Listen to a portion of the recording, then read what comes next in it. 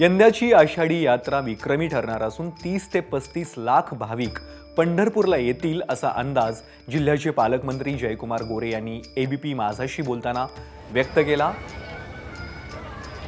आषाढीच्या निमित्तानं फक्त महाराष्ट्रभरातून नाही तर देशभरातून वारकरी इथं दाखल होतात आणि यंदा ती संख्या 30 ते 35 लाखांवर पोहोचण्याचा अंदाज आहे।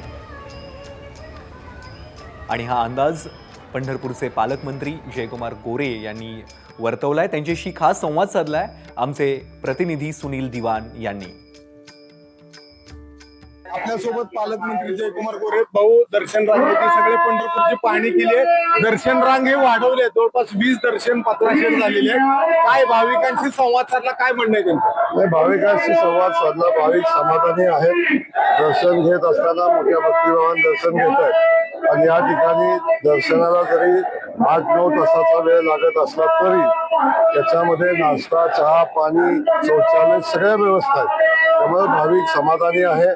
त्यांचं म्हणणं आहे की तर सगळ्या सुविधा आहेत आणि आनंदानं दर्शन घेतात। त्याचा बळीराजा खुश आहे, पाऊस येतोय, त्यामुळे पडत्या पावसामध्ये वारकरी मोठ्या उत्साहाने येतोय।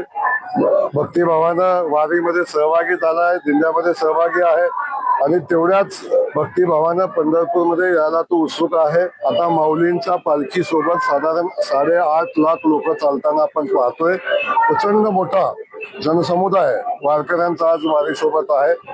तेवढाच समुदाय तुकोबारायांच्या पालखी सोबत आहे। अनेक दिंड्या आहेत, त्या पालख्या आहेत, त्याच्यासोबत प्रचंड मोठ्या संख्येने वारकरी येत आहेत। मला वाटतं चालू वर्षी जी वारी आहे ती विक्रमी वारी होईल।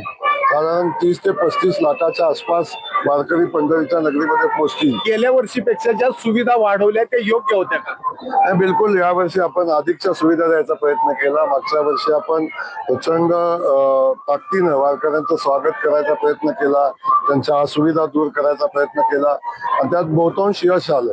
चालू वर्षी मागच्या वर्षीच्या चुका ज्या होत्या त्यातून आपण नवीन शिकलो आणि यावर्षी त्या चुका पुन्हा होऊ नयेत, वारकऱ्यांना अडचण येऊ नये याचा प्रयत्न आपण केला आणि आम्हाला आनंद आहे की वारकरी मोठ्या उत्साहानं या सगळ्या सोयी सुविधांचा लाभ घेत आहेत आणि वारकरी मोठ्या आनंदानं त्याचा उपभोग घेत आहेत। वारकऱ्याच्या चेहऱ्यावरचा आनंद बघितल्यानंतर आमच्या शासनानं प्रशासनानं घेतलेल्या कष्टाचं चीज झालं आणि त्याचा खऱ्या अर्थानं आनंद असतो। तो आनंद आज आम्ही सगळेजण उपभोग